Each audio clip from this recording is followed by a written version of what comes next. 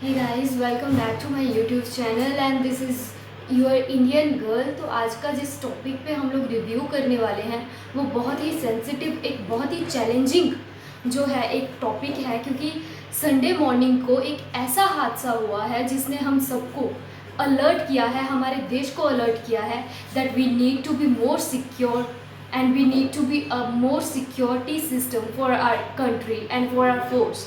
Because यहाँ पे क्या हुआ है, संडे मॉर्निंग की ये वारदात है और इंडियन एयरफोर्स ने ये बताया है ट्वीट करके उनके ऑफिशियल अकाउंट से कि उस वहाँ पे एक बहुत ही बड़ा अटैक हुआ है जो कि 2 ड्रोन्स को यूज़ करके हुआ है। तो कैसे ये अटैक हुआ, क्या ये स्टोरी है, तो उसके रिलेटेड एक वीडियो पे हम लोग आज रिव्यू करने वाले हैं और जानते हैं कि ये हादसा क्या था और कहाँ से किसने क्यों किया। नमस्कार दोस्तों, स्वागत है आपका हिंदी नॉलेज शो में। तो दोस्तों, भारतीय वायुसेना पर एक बहुत बड़ा हमला हुआ है और इस तरीके का हमला आज तक भारतीय इतिहास में देखा नहीं गया है। बिल्कुल अलग तरीके का और यूनिक तरीका था और हुआ किसकी तरफ से है? पाकिस्तान की तरफ से। और भारत के जितने भी रक्षा विशेषज्ञ हैं, एक्सपर्ट हैं, सभी इस बात को लेकर माथा पीट रहे हैं कि इतना सिक्योरिटी जोन होता है एक वायुसैनिक अड्डा, इतने ज़्यादा रडार वहाँ पर रहते हैं, उसके बावजूद हमला इतनी आसानी से कैसे अंजाम दे दिया गया है। तो चलिए वीडियो को शुरू कर लेते हैं और जान लेते हैं कि हमला कहाँ पर हुआ है, किस तरीके से अंजाम दिया गया है। और हाँ, मैं आपको वो भी पॉसिबिलिटी सारी बताऊंगा कि कैसे इतने हाई सिक्योरिटी जोन को ब्रीच किया जा सकता है। हर एक चीज़ पर हम नज़र डालेंगे। तो चलिए वीडियो को शुरू कर लेते हैं। दोस्तों, सबसे पहले आपको बता दूं कि जम्मू कश्मीर में भारतीय वायुसेना का एक बहुत ही ज़्यादा इम्पोर्टेंट सैन्य अड्डा है। इस सैन्य अड्डे पर एक ड्रोन से हमला हुआ है और भारतीय इतिहास में पहली बार ये हो रहा है कि भारत पर और भारतीय वायुसेना पर किसी की तरफ से एक ड्रोन से हमला हुआ हो। आज से पहले इस तरीके के हमले नहीं देखे गए हैं। लेकिन जिस बात ने सबको चौंका दिया है कि जिस तरीके के ड्रोन से हमला हुआ है ना, वो बहुत ही छोटे ड्रोन हैं, 4-5 किलो के होते हैं। आपने बहुत सारे यूट्यूबर के पास भी देखा होगा जो उनसे वीडियो बनाकर यूट्यूब पर डालते हैं। इस तरीके का ड्रोन था। इन पर मुश्किल से आधे 1 किलो का एक्सप्लोजिव लगा दिया जाता है। ठीक वैसे ही इस हमले में किया गया है और 1-2 किलो का एक्सप्लोजिव था, उसे वायुसेना के अड्डे के ऊपर गिरा दिया है। घोर आश्चर्य की बात यह है कि एक भी रडार ना तो इस ड्रोन को पकड़ पाया, ना ही इसे देख पाया।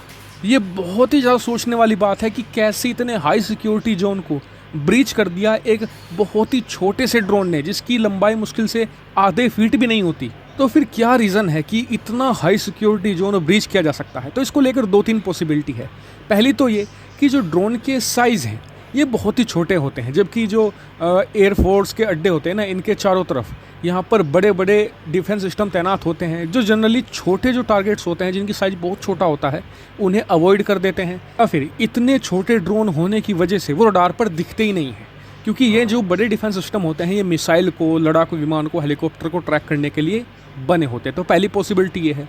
दूसरी पॉसिबिलिटी ये है कि भारतीय वायुसेना शायद इस तरह की चीज़ के लिए तैयार ही नहीं थी, क्योंकि उन्हें लगता था कि इतने हाई सिक्योर जोन पे कौन इतना छोटा ड्रोन हमला करेगा। हो सकता है कि इसी की वजह से उन्होंने इस एयरफोर्स स्टेशन के आसपास जो छोटे ड्रोन को डिटेक्ट करने वाले छोटे रडार होते हैं उन्हें नहीं लगाया और शायद यही गलती उन्हें भारी पड़ गई। इसके अलावा आगे की क्या पॉसिबिलिटी है, इसको लेकर जांच जारी है। जल्द ही इसको लेकर तथ्य बाहर आएंगे। लेकिन फिलहाल शुक्र की बात यह है कि किसी भी प्रकार का नुकसान भारतीय वायुसेना को नहीं हुआ है, क्योंकि 2 ही हमले हुए थे। एक तो एक बिल्डिंग के ऊपर हुआ था, स्क्रीन पर आप देख सकते हैं कि इतना छोटा होल ही हुआ है। दूसरा एक खुले मैदान में गिरा, उसमें भी किसी को नुकसान नहीं हुआ है। लेकिन ज़रा सोचिए कि हमारा कोई राफेल या मिराज लड़ाकू विमान उड़ने के लिए तैयार हो रहा होता या फिर रनवे पर खड़ा होता और उसके ऊपर ऐसा हमला होता, तो एक तो हमारे पायलट का नुकसान होता, दूसरा हमारा 100 मिलियन से भी ज़्यादा महंगा प्लेन तबाह हो सकता था। और पाकिस्तान को इसे तबाह करने में कितनी लागत आती? मुश्किल से 60 से लेकर 70 हज़ार रुपये। जी हाँ, और ये नई चीज़ है, इसलिए लग रहा है ऐसा कि आने वाले समय में पाकिस्तान इस तरह के हमले बढ़ा सकता है, क्योंकि एक तो चीप है और बहुत ही सस्ता है और पाकिस्तान को इसमें बहाना बनाना भी आसान है कि जी आतंकियों ने हमला किया होगा, हम इन्हें क्यों इस्तेमाल करेंगे छोटे ड्रोन को। लेकिन क्या इन्हें रोकने के लिए कोई उपाय है? तो देखिए, इसका 2 ही इलाज है, या तो अमेरिका या फिर इजराइल, क्योंकि इन दोनों देशों के पास काफ़ी ज़्यादा अनुभव है छोटे से छोटे ड्रोन को मार गिराना, क्योंकि इजराइल तो लगातार रोज़ ही झेलता है इस तरह के ड्रोन हमले।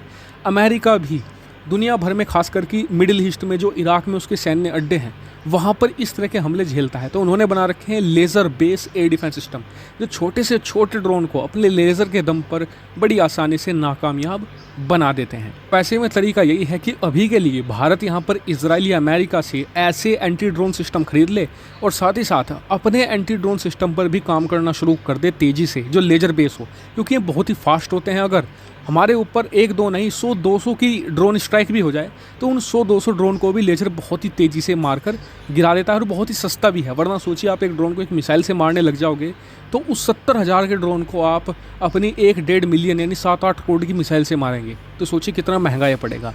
लेज़र बहुत ही सस्ता और चीप इलाज है इन ड्रोन सिस्टम के लिए और हमारे जो वायुसेना के एसेट हैं उनके बचाव के लिए।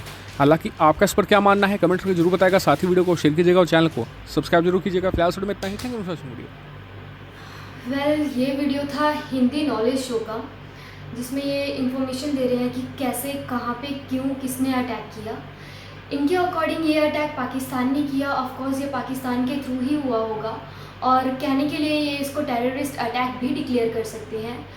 बट अटैक कोई भी करे, हमें अपना सिक्योरिटी सिस्टम को ज़्यादा अच्छा करना पड़ेगा, उसको ज़्यादा इम्प्रूव करना पड़ेगा। इतना सिक्योर जोन होने के बावजूद कोई ड्रोन, छोटा सा ड्रोन आता है और हम पे अटैक करके चला जाता है, तो उस चीज़ को हम लोग ऐसे नहीं देख सकते हैं कि वो छोटी बात है। बिकॉज वहाँ पे जैसे उन्होंने बताया कि वहाँ पे एक एयरफोर्स का विमान हो सकता था, कुछ भी राफेल एंड ऑल, कुछ भी अपना टेक ऑफ टेक ऑन कुछ भी कर सकता था। तो वहाँ पे कोई भी अटैक हो सकता था, कोई भी बड़ी वारदात हो सकती थी। वेल, जैसे इस वीडियो में बताया गया है, हमें बहुत सारा अपने आप पे वर्क करने की ज़रूरत है। अभी इंडिया काफ़ी एडवांस हो चुका है, तो लेज़र सिस्टम हम लोग यूज़ कर सकते हैं, अफोर्डेबल भी होगा और इतना तो हम कैपेबल हैं कि ऐसा कुछ इन्वेंट कर पाएँ। तो आपका क्या मानना है हमारे कमेंट सेक्शन बॉक्स में ज़रूर बताइएगा। Thank you so much for watching my video. So be safe, stay at home जब तक ये कोविड नहीं जाता है। So thank you so much for watching our video.